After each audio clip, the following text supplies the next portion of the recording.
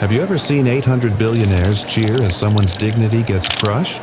That's exactly what unfolded in the grand ballroom of the International Charity Gala, where crystal chandeliers dripped light across marble floors, where paparazzi bulbs burst like fireworks, and where the powerful Whitmore family held court.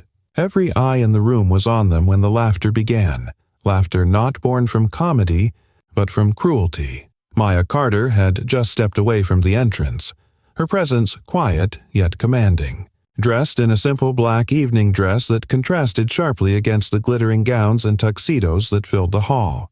To the Whitmores, though, she didn't belong. Richard Whitmore, Jr., heir to the empire, spotted her as she adjusted her clutch bag near their table. He smirked, leaned over to his sister Vanessa, and whispered something sharp enough to trigger her shrill giggle. Then came the moment that shifted the room from whispers to spectacle. Richard lifted his champagne flute, pretending to toast, then accidentally tipped it forward. The golden liquid spilled down Maya's shoulder, seeping into her dress. Gasps shot through the room for half a second, but they were quickly drowned out by raucous laughter from the Whitmore table. Vanessa clapped like a child at a circus trick, their father James smirking as though it were part of the evening's entertainment. "Careful," Richard said loud enough for everyone nearby to hear. "The help shouldn't be wandering near the head tables. Housekeeping belongs at the back." The words landed like knives.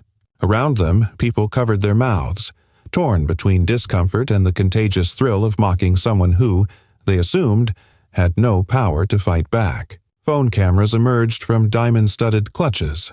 Social feeds flickered alive as clips began streaming in real time. This wasn't just a mistake, it was a performance, and the Whitmores were the ringmasters. Maya didn't flinch. She stood perfectly still, her dark eyes calm, her posture regal even as champagne dripped from her chin.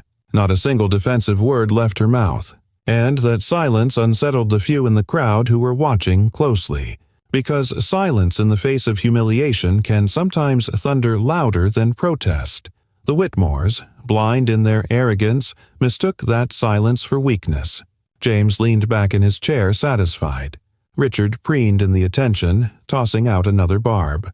At least she caught it on that cheap dress. Would have been tragic on something worth real money. Vanessa howled, live-streaming the moment to her followers. Her screen filled with laughing emojis, comments like "OMG savage," and rich people problems. What the family didn't realize, what no one realized yet, was that the woman they mocked wasn't staff, wasn't out of place, and wasn't powerless. She was the very reason this gala existed, and their cruelty had just triggered a chain of events that would not only rewrite the evening but dismantle everything the Whitmores thought untouchable, because sometimes empires don't collapse under financial missteps or hostile rivals. Sometimes they implode in a single moment of arrogance witnessed by thousands. This moment, and as the laughter rolled on, the narrator's voice cuts through like a blade. This moment will cost them their empire. Richard Whitmore, Jr. swaggered onto the stage as though he owned not just the ballroom but the entire night.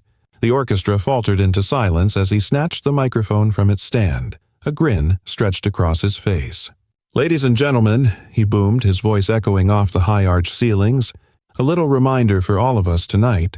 When the help forgets their place, this is what happens." He gestured with a theatrical flourish toward Maya, her dress still damp with champagne. The crowd erupted, some in applause, others in laughter that carried a nervous edge, the kind of laughter people use when they're not sure if it's safe to stay silent. Richard basked in it, spreading his arms wide like a comic soaking in applause. "Don't worry," he said, smirking.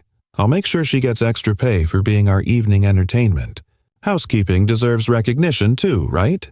His sister Vanessa cackled at her table, her phone raised high as she streamed the entire scene live. 50,000 people are watching this," she whispered to Richard from across the room, loud enough for the microphone to pick up. "They're loving it. Comments are blowing up." She turned her phone toward her audience and sneered, "Look at this. Someone actually thought she belonged at our table. Bless her heart." Her feed scrolled with mocking comments. "LMAO, savage. She looks so embarrassed, this is gold." The Whitmore's followers treated it like primetime television. The gala, meant for charity, had morphed into a cruel variety show, and Maya was the target.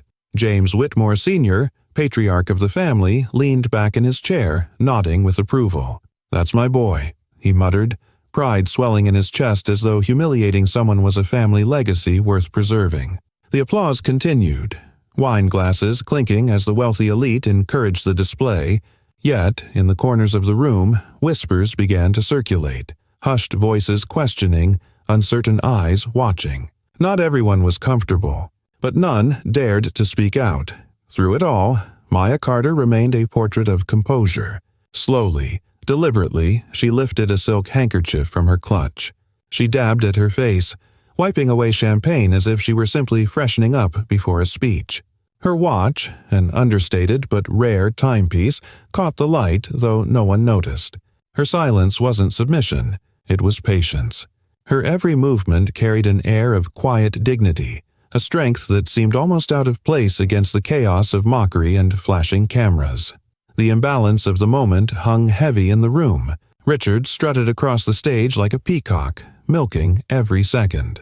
"This is why we have doors labeled staff only, folks," he said, earning another round of claps. Vanessa nearly dropped her phone from laughing, telling her audience, "You guys, this is unreal." She's actually just standing there, not even fighting back, total deer in headlights. But then Maya looked up, calm, unshaken, her eyes locked on Richard. She didn't need a microphone. Her voice cut through the laughter like glass splitting the air. "Mr. Whitmore," she said evenly, her tone polite yet powerful, "are you absolutely sure you want this broadcast?" The ballroom froze. For a moment, silence swallowed the sound of clinking glasses and nervous chuckles.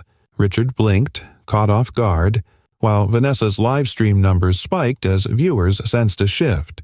The laughter that had filled the room seconds earlier now sounded forced, thinning out into uneasy murmurs. Because sometimes the most dangerous words aren't shouted. They're spoken calmly, quietly, by someone who knows exactly what comes next. And Maya Carter clearly did. The uneasy silence from Maya's warning lasted only seconds before Richard Whitmore Jr. burst into another laugh, brushing her words aside like they were nothing. "Did you hear that?" he said into the microphone. "She thinks this is her big dramatic moment." He waved toward the ballroom crowd. "Sorry, sweetheart, this isn't Broadway." "Exit stage left." The audience roared again, though the laughter carried an edge. Some guests laughed to stay in step with the family's dominance, others out of nervousness, afraid to be the ones not laughing. But Maya didn't budge. She stayed right where she was, eyes forward, shoulders back, refusing to leave. Richard snapped his fingers toward the back. "Todd, security!" he barked. The room's head of security, a broad-shouldered man in a black suit, moved swiftly up the steps, radio in hand. "Let's escort our guest of honor out before she embarrasses herself further," Richard quipped. Vanessa, still live-streaming, spun her camera around to capture Todd's approach. "Watch this, you guys. She's about to get the VIP exit treatment." The humiliation piled on. As Todd stepped up, Vanessa leaned into her mic for the stream, zooming in on Maya's outfit. "Oh my God, look at that bag," she laughed. "Who even carries leather that plain anymore? Target clearance section?" Her followers spammed comments across the screen. "LOL, so basic. Give her a gift card. She's totally lost." Richard's sister wasn't done. "And those earrings," she sneered. "Cubic zirconia at best." She angled her phone to catch them sparkling in the stage lights, oblivious that they were actually rare custom Tiffany diamonds, valued higher than her entire gown. Richard added fuel to the fire. "Ladies and gentlemen, the help really went all out tonight," he said, tugging on his own cufflinks for emphasis. "Bag from a thrift store, shoes probably knockoffs, and jewelry from the clearance aisle." The crowd howled. Some even clapped along to the cruelty while others shifted uncomfortably in their chairs. The Whitmores were known for their arrogance, but this display was teetering into viciousness. Down at table 7, a man in glasses set his wine glass aside. Jake Morrison, a senior correspondent for the Wall Street Journal, leaned forward. His sharp reporter's instincts prickled. He'd been bored minutes earlier, but now, something didn't add up.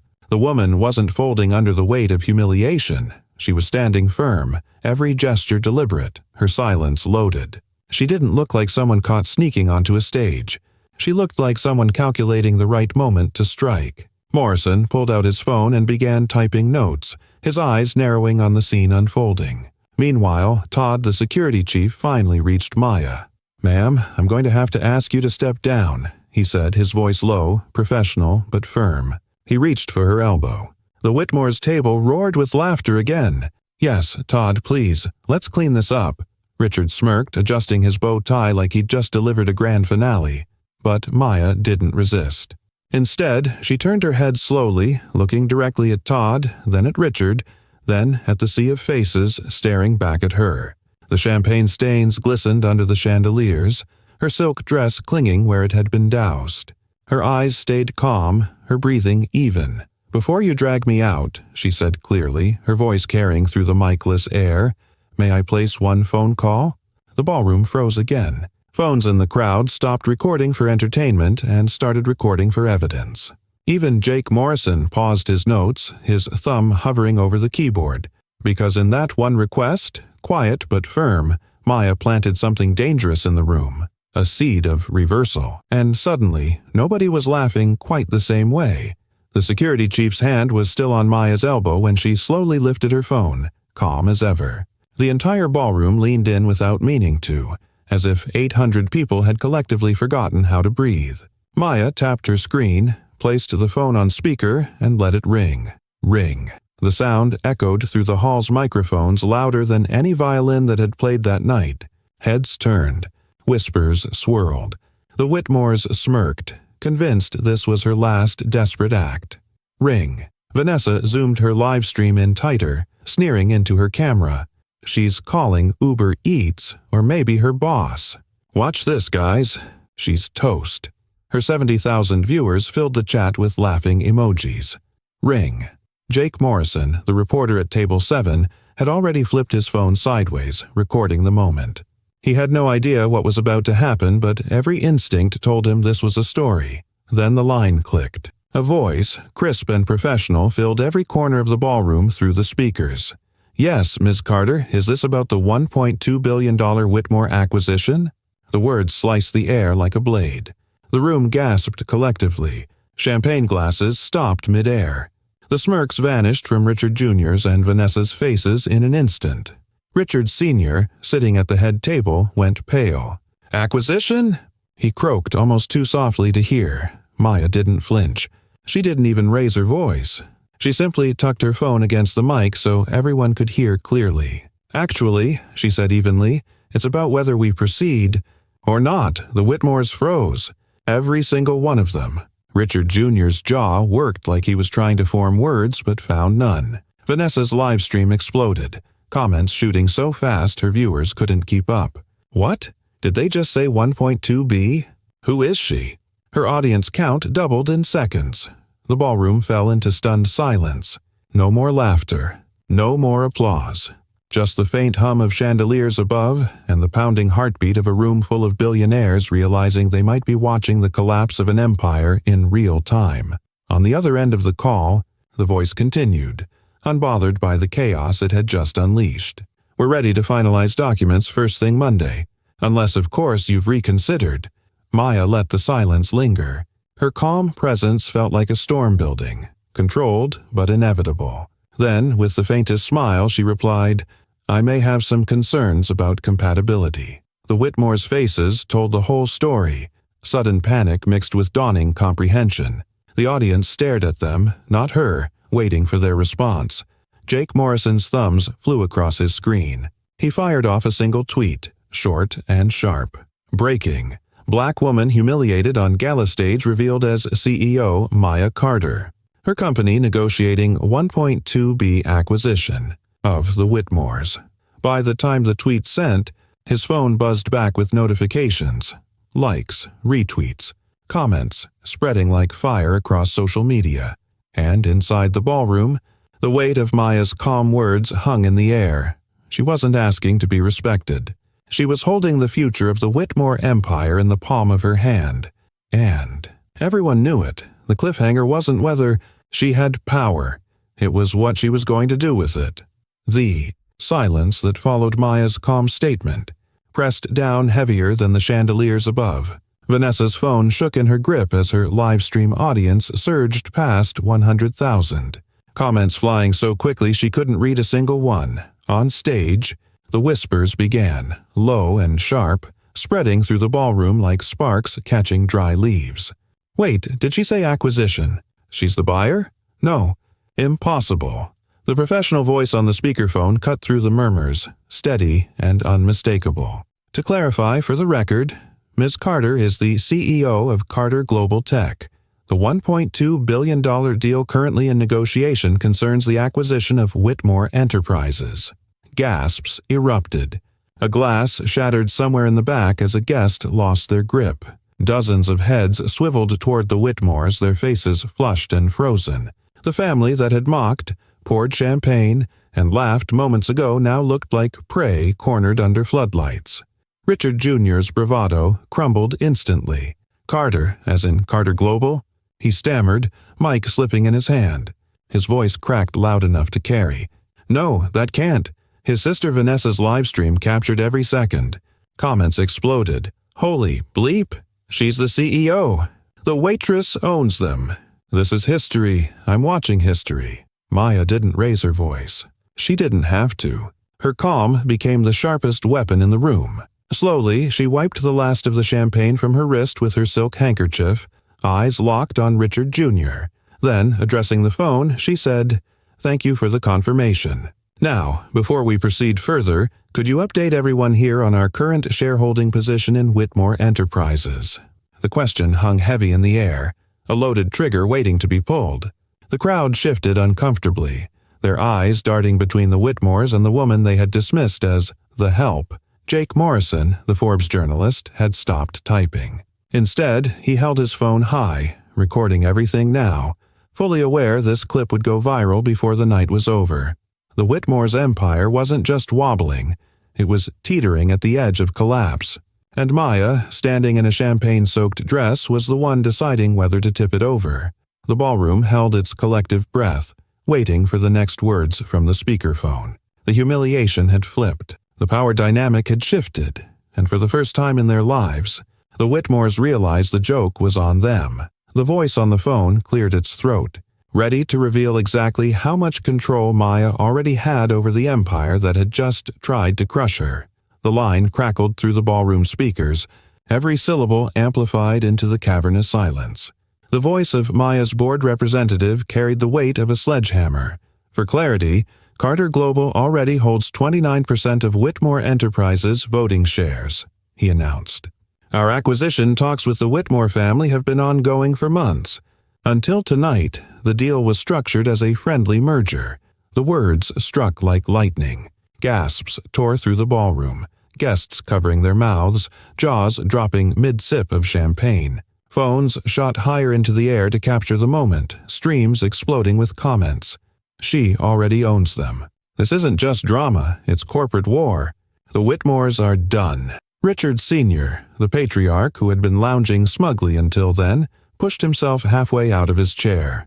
His face flushed crimson as the implications sank in. 29%? He muttered, his voice brittle. Impossible. That can't be public. But it was public now, broadcast to 800 guests, half a dozen journalists, and nearly 200,000 live viewers. Maya adjusted her silk handkerchief, the champagne stains glistening faintly in the spotlight. Her voice was calm, controlled, like a surgeon preparing for an incision. "Until tonight," she said, her eyes sweeping across the stunned crowd. "Our intention was partnership, respect, growth, a deal that benefited both sides." She paused, letting the silence stretch tight like a rope about to snap. "But partnership requires dignity, and tonight you chose humiliation." Her words hit harder than any outburst. Quiet, steady, lethal. The board representative's voice returned. "Given tonight's developments, Carter Global now exercises its right to trigger Plan B." He didn't need to explain. Everyone in the room knew what Plan B meant. Still, he said it anyway, for the record. Hostile takeover. The ballroom detonated into a storm of gasps and whispers. Chairs scraped against the marble as people leaned in, desperate not to miss a single detail. Social feeds lit up with hashtags in real time. Hostile takeover, Gakuhak Champagne Gate, Whitmore Fall. Vanessa's live stream viewership crossed 300,000. She stared at her phone in horror now, desperately fumbling to shut it off, but it was too late. The internet had its teeth in the story, and it wasn't letting go. Richard Jr., pale and sweating, tried to laugh it off. Hostile takeover? Don't be ridiculous. You wouldn't dare. But his voice cracked, betraying him. Maya didn't blink. She stepped closer to the microphone, her heels clicking softly on the marble stage. I don't make threats, Mr. Whitmore. I make decisions. And right now, every executive, every shareholder, and every guest in this room is watching me make one. The audience fell into perfect, breathless silence. She held the mic loosely, almost casually, but her tone carried iron. As of this moment, Carter Global is moving forward with a hostile takeover of Whitmore Enterprises. It was the sound of a guillotine blade dropping. The Whitmores' faces drained of color. Their empire, the empire they had mocked her from the stage of, was collapsing in real time, under the weight of their own arrogance. But Maya's voice sliced back through the chaos, calm as ever. I believe in consequences, yes, but I also believe in opportunities. She scanned the room, letting her gaze settle on each member of the Whitmore family, lingering long enough for the crowd to see them squirm. So I'll extend one chance only, to salvage what little reputation remains of the Whitmore name.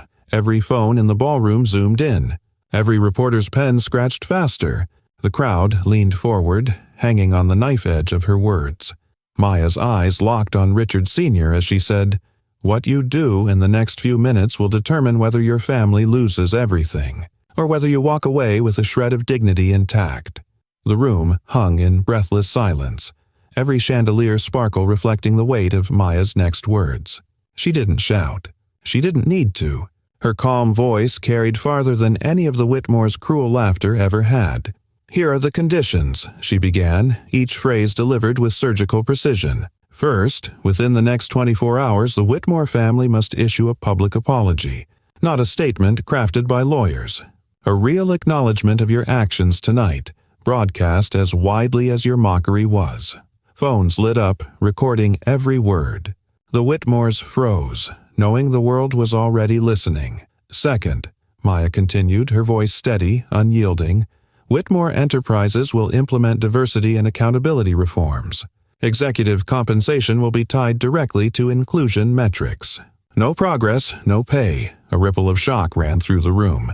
For the wealthy elite who prided themselves on untouched bonuses, this was a dagger straight to the heart. "Third," she paused, allowing the crowd to lean in, "Richard Whitmore Jr. will deliver a personal apology to me, on camera. The same stage where he poured champagne on my head will be the one where he acknowledges his behavior." Richard Jr.'s face went beet red. He shook his head furiously, sputtering, I won't do it. This is absurd. You can't just—" Maya raised one eyebrow, silencing him without a word. Then she turned back to the crowd. "Failure to comply," she said smoothly, "will result in immediate execution of the hostile takeover. At 40% lower valuation, your family loses billions, and any remaining shred of credibility." The audience gasped, the math hitting them instantly. This wasn't just humiliation, it was financial obliteration. Richard Sr. pushed himself up from his chair, trying to regain control. His voice wavered as he addressed her. "Ms. Carter, surely we can discuss this privately, behind closed doors. There's no need to make a spectacle." Maya tilted her head, her champagne-soaked curls catching the spotlight. Then, with a quiet smile that cut sharper than any insult, she delivered the final blow. "You wanted this humiliation public," she said. "Now your apology will be too." The ballroom erupted in murmurs, cameras flashing, streams exploding with comments. "This is legendary. Poetic justice in real time. The Whitmores just lost the game they thought they controlled." Reporters moved faster than the waitstaff. Within minutes, headlines blasted across the room on glowing phone screens. "Billionaire family insults, CEO buying them out." The ripple effect was instant. Guests refreshed their stock apps in disbelief as Whitmore Enterprises' share price dipped in real time. the red arrows flashing like warning lights. Gasps echoed around the ballroom as some investors shoved back their chairs and stormed toward the exits, furious at watching their wealth evaporate before their eyes. The once invincible Whitmore family, draped in designer suits and dripping with arrogance an hour ago, now stood trembling on stage, reduced to begging. Richard Jr. stammered, hands raised toward Maya, his earlier bravado gone. Victoria, clutching her phone, whispered frantically to anyone who would listen, "This can't be happening. This can't be real." But it was real, and the cameras caught every second. Maya didn't gloat, didn't raise her voice. She simply picked up her champagne-soaked briefcase, turned to the crowd, and walked off stage with the same calm she had shown from the start. The spotlight followed her, catching the stains on her dress like battle scars, visible proof of everything she had endured. Her voice lingered over the microphone, steady and deliberate. "Actions have consequences. You taught me that tonight." The ballroom fell silent as she disappeared behind the velvet curtains, leaving the Whitmore empire crumbling in her wake. Within hours, the internet erupted. Galagate shot to the top of global trends, millions of clips replaying the exact moment Maya Carter flipped humiliation into power. Talk shows replayed the footage on a loop, anchors marveling at her composure while analysts dissected the Whitmore's catastrophic arrogance. On TikTok, side-by-side edits mocked Richard Jr.'s drunken sneers against Maya's calm smile. On Twitter, financial pundits calculated the billions evaporating from Whitmore Enterprises in real time. Hashtags multiplied. Respect, her, poetic justice, hostile takeover. Meanwhile, Carter Global's reputation soared. Editorials praised Maya's leadership, calling her the iron spine of corporate reform. Young entrepreneurs posted that she had become a role model overnight. Investors, sensing stability and vision, poured money into Carter Global stock, sending it climbing as Whitmore shares tanked. The Whitmore family, once untouchable, couldn't stop the freefall. Invitations to boards were rescinded. Partnerships dissolved. By the week's end, their empire was little more than a cautionary tale. Yet, as the cameras replayed Maya's final words, "Actions have consequences," something bigger stirred. Articles framed it not just as a scandal, but as the opening shot in a larger battle over accountability, bias, and respect in the corporate world. And as the narrator's voice cut in, the audience felt the chill of inevitability. But this wasn't just a viral moment. It was the start of a revolution. Weeks later, the world no longer remembered the Whitmores as titans of wealth. They were remembered as the family that mocked the wrong woman on the wrong stage. But Maya Carter? She had become a symbol. At a packed press conference in New York, cameras flashed as she stepped to the podium. No champagne stains this time. Just a crisp, tailored suit, her presence commanding but composed. Behind her, a bold banner stretched across the wall. "Excellence through respect." She began not with vengeance, but with vision. "Every company under Carter Global will now operate under a new standard," she announced. "Respect isn't a suggestion, it's a requirement. Leadership positions will be tied not just to profits, but to dignity, inclusivity, and accountability. Because no empire can stand on arrogance alone." Applause filled the room. Journalists scribbled furiously, already drafting tomorrow's headlines. Carter Global redefines corporate power. Within days, the reforms were in motion. Boards across the acquired companies received new policies. Diversity quotas, transparency in hiring, executive pay tied directly to inclusion benchmarks. Employees, long silenced by toxic cultures, finally had recourse. And in the heart of it all, Maya's voice resonated. Respect first, profits second. But in truth, the two would prove inseparable. The Whitmore heirs were quietly stripped of their leadership roles, replaced by executives who had earned their place, not inherited it. No press release softened the blow. Their removal spoke louder than words. Maya, meanwhile, graced the covers of Forbes, Fortune, and Time. Her headline, "The CEO Who Changed the Game." Not for the billions she controlled, but for the dignity she demanded. And then came the narrator's closing line, echoing over images of Maya shaking hands with young entrepreneurs, unveiling new company banners, and walking past the old Whitmore mansion now bearing Carter Global's logo, power isn't money. Power is dignity that cannot be bought. Finally, the screen faded to black, replaced with a direct appeal to the audience. Have you ever been underestimated, only to prove them wrong? Share your story below, and subscribe for more real stories. The story ended, but the revolution Maya had sparked felt like it had only just begun.